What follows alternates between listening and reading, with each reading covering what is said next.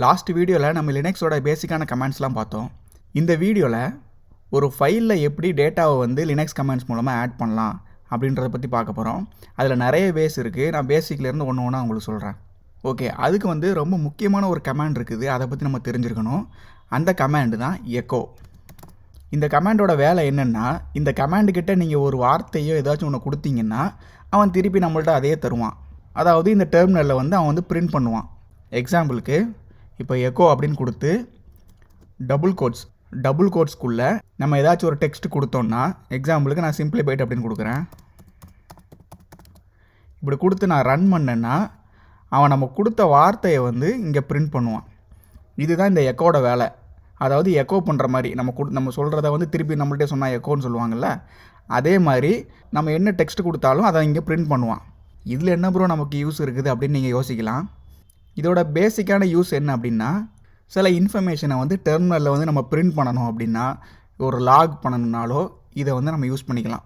And இந்த echo command வந்து பார்க்க தான் டம்மியாக உங்களுக்கு தெரியும், நார்மலாக பிரிண்ட் பண்ணுற மாதிரி இருக்கும். ஆனால் சில எரர்ஸ் எல்லாம் நம்ம வந்து டீபக் பண்ணும்போது, அதாவது ட்ரபுள் ஷூட் பண்ணும்போது, இந்த எரர் எதனால் வருது அப்படின்னு நம்ம வந்து ஃபிக்ஸ் பண்ணணும்னா இந்த எக்கோ அப்படிங்கிற கமாண்ட் வந்து பல இடத்துல பயங்கரமாக யூஸ் ஆகும். இதோட பேசிக்கான யூஸ் வந்து இந்த மாதிரி பிரிண்ட் பண்ணுறது. அண்ட் இந்த எக்கோ கமாண்டை வச்சு நம்ம ஒரு ஃபைலுக்குள்ளே வந்து டெக்ஸ்ட்டை ஆட் பண்ணலாம். அது எப்படி அப்படின்றத பார்க்கலாம். ஓகே, நம்ம வந்து பழைய வீடியோவில் பார்த்த அந்த ஃபோல்டரை நான் ஓப்பன் பண்ணிக்கிறேன். ஓகே, இப்போ வந்து நம்ம லெஃப்ட் சைடில் வந்து நான் டெர்மினல் வச்சுருக்கேன். இப்போ பார்த்தீங்கன்னா நான் வந்து ரைட் சைடில் வந்து நம்ம ஆல்ரெடி பார்த்த அந்த ஒரு ஃபோல்டர் நான் ஓப்பன் பண்ணி வச்சுருக்கேன். இந்த ஃபோல்டருக்குள்ளே வந்து இன்னொரு ஃபோல்டரும் ஃபைலும் இருக்குது. இது எல்லாத்தையும் நான் டெலீட் பண்ணிடுறேன் இப்போதைக்கு. ஸோ இப்போ இந்த ஷெல் ஃபோல்டருக்குள்ளே வந்து எதுவுமே இல்லை. அந்த ஷெல் ஃபோல்டரை தான் நான் வந்து இங்கே டெர்மினல் ஓப்பன் பண்ணி வச்சுருக்கேன்.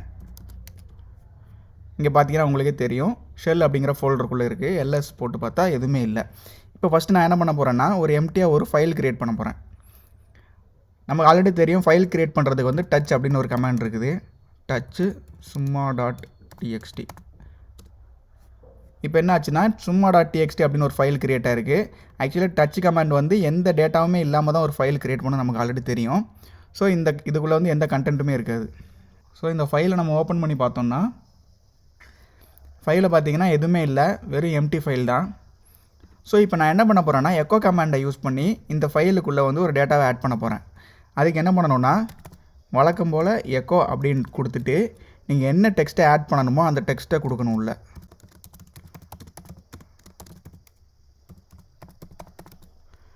நான் வெல்கம் டு சிம்பிளிஃபைட் அப்படின்னு கொடுத்துருக்கேன். வெறுமில் நம்ம ரன் பண்ணோன்னா ஜஸ்ட்டு பிரிண்ட் பண்ணுவான். அதுவே இந்த மாதிரி கிரேட்டர் தென் சிம்பிள் கொடுத்துட்டு இந்த ஃபைலோட நேம் நம்ம கொடுக்கணும், summa.txt. அதாவது எக்கோ அப்படின்னு கொடுத்துருக்கேன், என்ன ஆட் பண்ணணும் அப்படிங்கிறது நெக்ஸ்ட்டு கொடுத்துருக்கேன், அப்புறம் எந்த ஃபைலை நான் ஆட் பண்ணணும் அப்படின்றத கொடுத்துருக்கேன்.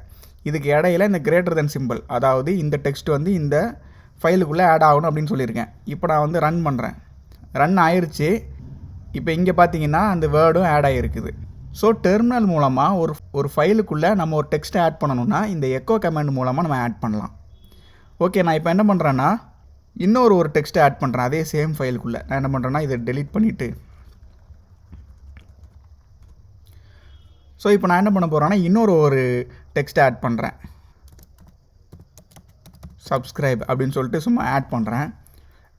ரன் பண்ணால் என்ன ஆகுது அப்படின்றத பார்ப்போம். ஓகே, கமாண்ட் ரன் ஆயிடுச்சு. இங்கே பார்த்தீங்கன்னா பழைய டெக்ஸ்ட்டை அழிஞ்சு நம்ம இப்போ கொடுத்த புது டெக்ஸ்ட் ஆட் ஆகிருக்கு. ஸோ இதுலேருந்து நீங்கள் என்ன புரிஞ்சுக்கணுன்னா, இந்த எக்கோ மூலமாக நம்ம ஆட் பண்ணோன்னா பழைய இதெல்லாம் டெலீட் பண்ணிவிட்டு இந்த புது டெக்ஸ்ட்டை மட்டும் தான் ஆட் பண்ணுவான், பழசெல்லாம் அழிச்சிருவான். ஸோ இவனை யூஸ் பண்ணணும்னா கேர்ஃபுல்லாக இருக்கணும்.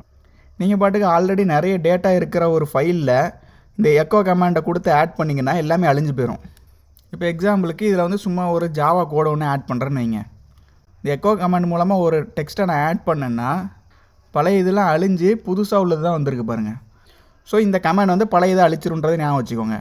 ஓகே, எனக்கு வந்து நான் ஆட் பண்ணுற ஒன்று ஆட் ஆகிட்டே இருக்கணும், பழைய இது அழியாமல் அதுவும் இருக்கணும், இதுவும் ஆட் ஆகணும், அதாவது அப் அண்ட் ஆகணும் அப்படின்னு நீங்கள் நினச்சிங்கன்னா அதுக்கு ஒன்றும் பண்ண தேவையில்ல. ஜஸ்ட்டு இந்த ஒரு கிரேட்டர் தென் சிம்பிள் போட்டிருக்கீங்களா, ஒரு கிரேட்டர் தென் சிம்பிள் போடணும், போட்டு ரன் பண்ணுங்கள்.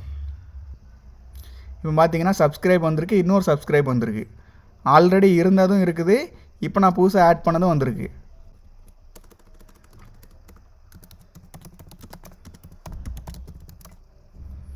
இப்போ நான் இன்னொரு இது ரன் பண்ணுறேன். பார்த்தீங்கன்னா அப்பண்ட் ஆகிருக்குது, பழைய இது டெலீட் ஆகாமல். ஸோ இதுலேருந்து என்ன தெரிஞ்சுக்கணுன்னா, எக்கோ கமெண்ட் மூலமாக நம்ம வந்து எல்லாத்தையும் அழிச்சிட்டும் ஆட் பண்ணலாம், இல்லாட்டி ஆல்ரெடி இருக்கிற கண்டென்ட்டில் அப்பண்டும் பண்ணலாம். ஸோ இது மட்டும் ஞாபகம் வச்சுக்கோங்க. ஓகே, இப்போ உங்களுக்கு ஒரு கொஸ்டின் இருக்கும், என்னடா ஒவ்வொரு விஷயத்துக்கும் நான் இப்படி எக்கோ கமெண்ட் மூலமாக ஒவ்வொரு வார்த்தையை ஆட் பண்ணிகிட்டு இருந்தால் நான் என்றைக்கு ஆட் பண்ணி முடிகிறது அப்படின்னு நீங்கள் யோசிக்கலாம். இதுக்கு தான் லினக்ஸ் கமெண்ட்ஸில் எடிட்டர் அப்படின்னு ஒரு கான்செப்ட் இருக்குது. அதாவது நம்ம எப்படி நார்மலாக ஒரு நோட் பேடை ஓப்பன் பண்ணி நம்ம எப்படி கண்டென்ட் ஆட் பண்ணுறோம், இதே மாதிரியே நம்ம டெர்மினல்லையே டேரெக்டாக ஓப்பன் பண்ணி நம்ம வந்து டேட்டாவெலாம் ஆட் பண்ணலாம். அதை பண்ணுறதுக்கு நமக்கு வந்து பாப்புலராக 2 டூல் இருக்குது. ஒன்று வந்து நேனோ அப்படின்னு ஒரு டூல் இருக்குது, இன்னொன்று விம் அப்படின்னு சொல்லிட்டு ஒரு எடிட்டர் இருக்குது. இந்த 2ல் எதனாலும் யூஸ் பண்ணிக்கலாம். பட் பிகினர்ஸ் வந்து இந்த நேனோ தான் யூஸ் பண்ணுவாங்க. ஃபஸ்ட்டு அதை எப்படி யூஸ் பண்ணுறது அப்படின்றத பார்த்துடலாம். நான் கிளியர் பண்ணிக்கிறேன். இப்போ நான் இந்த summa.txt அப்படிங்கிற ஃபைலை நான் ஓப்பன் பண்ணணும் அப்படின்னா நேனோ அப்படின்ற கமாண்டை டைப் பண்ணிவிட்டு இந்த ஃபைலோடைய நேமை நம்ம வந்து இந்த ஃபைல் நேமை கொடுத்துட்டு நம்ம ரன் பண்ணோன்னா எப்படி ரைட் சைடில் ஓப்பன் ஆகிருக்கிற மாதிரி லெஃப்ட் சைட்லேயும் ஓப்பன் ஆகிருக்கு. நம்ம நார்மல் நோட் பேடில் டைப் பண்ணுற மாதிரி இங்கே டைப் பண்ணிக்கலாம். ஸோ ஒன்ஸ் டைப் பண்ணி முடிச்சதுக்கப்புறம் என்ன ப்ரோ இங்கே டைப் பண்ணது இங்கே அப்டேட்டே ஆகலை அப்படின்னு நீங்கள் யோசிச்சிங்கன்னா, இந்த மாதிரி எடிட்டர்ஸில் வந்து டைப் பண்ண வந்து சேவ் ஆகாது. நம்ம ஒன்ஸ் டைப் பண்ணி முடிச்சதுக்கப்புறம் சேவ் பண்ணணும்.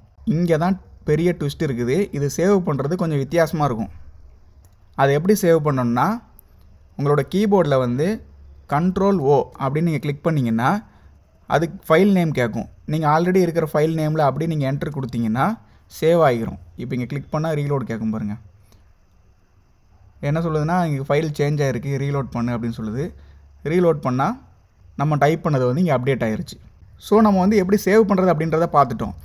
இப்போ ஒரு முக்கியமான விஷயம் என்னென்னா, இது வந்து எப்படி எக்ஸிட் ஆகிறது. இப்போ வெளியே போகணும், என்னோடய டெர்மினலுக்கு நான் போகணும் அப்படின்னா அதுக்கு என்ன பண்ணணும்னா Ctrl+X அப்படின்னு சொல்லிட்டு நம்ம கொடுக்கணும். கொடுத்தா வெளியே வந்துடும். ஸோ இந்த நேனோவில் வந்து சேவ் பண்ணுறதுக்கு வந்து Ctrl+O அப்படின்னு கொடுத்து சேவ் பண்ணணும். வெளியே வரத்துக்கு வந்து Ctrl+Xை கொடுக்கணும். இப்போ நான் என்ன பண்ணுறேன்னா அகெயின் நேனோக்குள்ளே போகிறேன். போயிட்டு டைப் பண்ணுறேன்னு வைங்க. இப்போ நான் வந்து சேவ் பண்ணல, சரிங்களா, Ctrl+O கொடுக்கல, டேரெக்டாக Ctrl+X அப்படின்னு கொடுத்தேன்னா நம்ம சேவ் பண்ணாமல் ஒரு எடிட்டரை க்ளோஸ் பண்ணும்போது சேவ் பண்ணணுமா கூடாதா அப்படின்னு கேட்குது இல்லை, அதே மாதிரி இதுலேயும் கேட்குது. நீங்கள் வந்து ஆட் பண்ணியிருக்கிறீங்க, உங்களோட சேஞ்சஸை வந்து சேவ் பண்ணணுமா வேண்டாமா அப்படின்னு கேட்குது. ஸோ என்ன பண்ணலான்னா, இதில் வந்து சேவ் பண்ணணுன்னா ஒய் கொடுக்கணும், சேவ் பண்ண வேண்டாம்னா எண்ணு கொடுக்கணும். ஸோ நான் என்ன பண்ணுறேன்னா ஒய் கொடுத்துட்டு என்ட்ரு கொடுக்குறேன். இப்போ என்ன ஆகும்னா சேவ் ஆகிரும். இங்கே பார்த்தீங்கன்னா அப்டேட் ஆகிருச்சு. நேனோ எடிட்டர்ஸ் வந்து ஃப்ரெஷர்ஸு இல்லைனா ஸ்டார்டிங் ஸ்டேஜில் இருக்கிறவங்க வந்து யூஸ் பண்ணுறதுக்கு. ஸோ இப்போ வந்து நேனோ எடிட்டரை எப்படி ஒரு ஃபைலை எடிட் பண்ணுறது, கண்டென்ட் ஆட் பண்ணுறது, இதெல்லாம் தெரிஞ்சிருக்குன்னு நினைக்கிறேன். இப்போ அடுத்து தான் ஒரு முக்கியமான ஒரு எடிட்டரை பற்றி பார்க்க போகிறோம், விம் எடிட்டர். இந்த எடிட்டர் பேரை கேட்டாலே பல பேர் அலறுவாங்க, இன்க்ளூடிங் மீ. ஏன்னா இந்த எடிட்டர் வந்து ஒரு வழிப்பாதைன்னு சொல்லலாம். நான்லாம் பல வாட்டி இந்த எடிட்டரை ஓப்பன் பண்ணிவிட்டு எப்படா க்ளோஸ் பண்ணுறதுன்னு தெரியாமல் திணறிட்டு இருந்திருக்கேன். பாதி பேர் உள்ளே போய்ட்டு என்ன பண்ணன்னு தெரியாமல் டெர்மினலே க்ளோஸ் பண்ணுறாங்க. அப்படிப்பட்ட ஒரு எடிட்டரை தான் நம்ம பார்க்க போகிறோம். அதுதான் விம் எடிட்டர். அதாவது VIM அப்படின்னு டைப் பண்ணிவிட்டு அந்த நம்ம ஃபைல் நேமையும் கொடுத்துக்கணும். இப்போ என்ட்ரு பண்ண உடனே இப்போ நமக்கு வந்து விம் எடிட்டர் ஓப்பன் ஆயிடுச்சு, சரிங்களா. இப்போ நம்ம வந்து நேனோ எடிட்டரில் நம்ம என்ன பண்ணோம், டேரெக்டாக உள்ளே போனோடனே டைப் பண்ணி வேல்யூஸ்லாம் ஆட் பண்ண ஆரம்பிச்சிட்டோம், கரெக்டாக. இப்போ விம் எடிட்டரில் பார்த்தீங்கன்னா 2 விதமான மோட் இருக்கும். ஒன்று வந்து நார்மல் மோடு, இன்னொன்று வந்து இன்சர்ட் மோடு. அதாவது நார்மலாக இருக்கிற மோடில் வந்து நம்ம வந்து எந்த கண்டென்ட்டும் ஆட் பண்ண முடியாது. அதாவது நான் ஏதாச்சும் டைப் பண்ணுறேன்னா அது வந்து டைப் ஆகாது, ஏதாவது டிஃப்ரெண்ட் எரர்ஸ் தான் காமிக்குது. பிகாஸ் இது வந்து நார்மல் மோடு.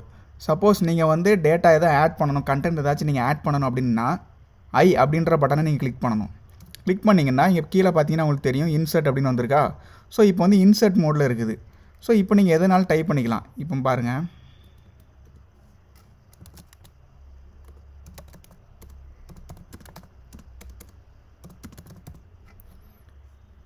இப்போ பார்த்தீங்கன்னா என்னால் டைப் பண்ண முடியுது, ஓகேவா. இப்போ இதில் வந்து சேவ் பண்ணணும் அப்படின்னு நான் நினைக்கிறேன்னா, இப்போ இன்சர்ட் மோடில் வச்சு சேவ் பண்ண முடியாது. மறுபடியும் நார்மல் மோடுக்கு போயிட்டு தான் சேவ் பண்ண முடியும். நார்மல் மோடில் போகிறதுக்கு என்ன பண்ணணும்னா நம்ம கீபோர்டில் எஸ்கேப் கீ அமுக்கணும். நான் எஸ்கேப் கீ ப்ரெஸ் பண்ண உடனே பார்த்தீங்கன்னா இன்சர்ட் மோடு போயிருச்சு. இப்போ நார்மல் மோடு வந்துருச்சு. ஸோ இன்சர்ட் பண்ணணுன்னா ஐ கிளிக் பண்ணி இன்சர்ட் மோடுக்கு போகணும். நீங்கள் டைப் பண்ணி முடிச்சிட்டிங்க அப்படின்னா இன்சர்ட் மோட்லேருந்து நார்மல் மோடுக்கு வரத்துக்கு எஸ்கேப்பை கிளிக் பண்ணணும். இப்போ தான் முக்கியமான ஒரு விஷயம் இருக்குது, என்னென்னா சேவ் பண்ணுறது எப்படி பண்ணணும்னா நார்மல் மோடுக்கு வந்துட்டு ஃபஸ்ட்டு கோலன் நீங்கள் ப்ரெஸ் பண்ணணும். கோலன் ப்ரெஸ் பண்ணிங்கன்னா இந்த மாதிரி கீழே இங்கே வரும். இப்படி இங்கே வந்ததுக்கப்புறம் 2 விஷயம் இதில் கொடுக்கலாம். ஒன்று வந்து டபிள்யூ அப்படின்னா சேவ் பண்ணு அப்படின்னு அர்த்தம். இப்போ நான் டபிள்யூ கொடுத்து என்ட்ரு பண்ணேன்னா சேவ் ஆகிரும். இங்கே பார்த்தீங்கன்னா உங்களுக்கு இங்கே வந்துருச்சு. ஸோ சேவ் ஆகிருச்சு. சேவ் பண்ணுறதுக்கு என்ன பண்ணணும், நார்மல் மோடில் கோலன் வச்சு டபிள்யூனா ரைட் அப்படின்னு அர்த்தம். ரைட் பண்ணு, சேவ் பண்ணு அப்படின்னு சொல்கிறது தான் அந்த டபிள்யூ. ஓகே, நான் வந்து ரைட் பண்ணிட்டேன். இப்போ வந்து நான் வெளியே போகணும், இந்த எடிட்டரை விட்டு வெளியே எஸ்கேப் ஆகி வெளியே போகணும் அப்படின்னா இந்த மாதிரி கோலன் வச்சுட்டு Q ப்ரெஸ் பண்ணிட்டு என்ட்ரு பண்ணிங்கன்னா வெளியே வந்துடும். ஸோ 2 ஆப்ஷன் தான். ஒன்று டபிள்யூனா சேவ் பண்ணுறது, Qனா குவிட் பண்ணுறது, வெளியே வர்றது. நான் அகைன் என்ன பண்ணுறேன்னா எடிட்டருக்குள்ளே போகிறேன். இப்போ வந்து நார்மல் மோடில் இருக்குது. இப்போ நான் ஐயை ப்ரெஸ் பண்ண உடனே இங்கே இன்சர்ட் மோட் அப்படின்னு சொல்லிட்டு மாறுது. ஸோ நான் இப்போ என்ன பண்ணுறேன்னா இந்த தேவையில்லாததெல்லாம் டெலீட் பண்ணிவிட்டு ஸோ இப்போ நான் என்ன பண்ணுறேன்னா தேவையில்லாமல் நிறைய விஷயத்தை நான் அழிச்சிட்டேன். இப்போ நான் சேவ் பண்ணக்கூடாது, ஆனால் வெளியே வரணும் அப்படின்னு நினைக்கிறேன். அப்படின்னா நம்ம பழையபடி நார்மல் மோடுக்கு போய்க்கணும். எஸ்கேப்பை கிளிக் பண்ணி அப்புறம் கோலன் ப்ரெஸ் பண்ணி டேரெக்டாக எனக்கு குவிட் பண்ணு அப்படின்னு சொல்லணும். பட் இதை நீங்கள் குவிட் பண்ணிங்கன்னா என்ன சொல்லுவான்னா, நீங்கள் வந்து ஆல்ரெடி சேஞ்சஸ் பண்ணியிருக்கீங்க, ஸோ நீங்கள் வந்து வெளியே போக முடியாது அப்படின்னு சொல்லுவான். இங்கே தான் வசமாக நிறைய பேர் மாட்டிக்கிடுவாங்க, என்ன பண்ணுறதுனே தெரியாது. ஸோ இது சிம்பிள் தான். ஸோ இந்த மாதிரி சுச்சுவேஷனில் என்ன பண்ணணும்னா செமிகோலன் Q கொடுத்தோம்ல, இதுக்கப்புறம் நம்ம என்ன சொல்லணும்னா, அது எனக்கு தெரியும், நான் என்ன சேஞ்ச் பண்ண எனக்கு தெரியும், நீ வந்து நான் சொல்கிறத மட்டும் செய் அப்படின்னு சொல்லிட்டு இந்த மாதிரி கோலன் கொடுத்தீங்கன்னா ஃபோர்ஸ் அப்படின்னு அர்த்தம். நான் சொல்கிறத செய்டா அப்படின்னு சொல்கிற மாதிரி கொடுத்துட்டு நீங்கள் என்ட்ரு பண்ணிங்கன்னா அவன் வெளியே போயிடுவான். சேஞ்சும் ஆகிருக்காது அண்டு சேவும் ஆகிருக்காது. நம்ம போய் பார்த்தோன்னா பழைய டேட்டாலாம் அப்படியே இருக்குது. ஸோ நீங்கள் சப்போஸ் எதுக்குள்ளேயாச்சும் போயிட்டீங்க, தப்பாக எடிட் பண்ணிட்டீங்க அப்படின்னா இந்த மாதிரி டைரெக்டாக குவிட் பண்ணிட்டு வெளியே வந்துடலாம். இப்போ நான் என்ன பண்ணுறேன்னா இன்சர்ட் மோடுக்குள்ளே போகிறேன். போயிட்டு கரெக்டாக தேவையில்லாத கண்டென்ட்டை மட்டும் டெலீட் பண்ணுறேன். சரிங்களா?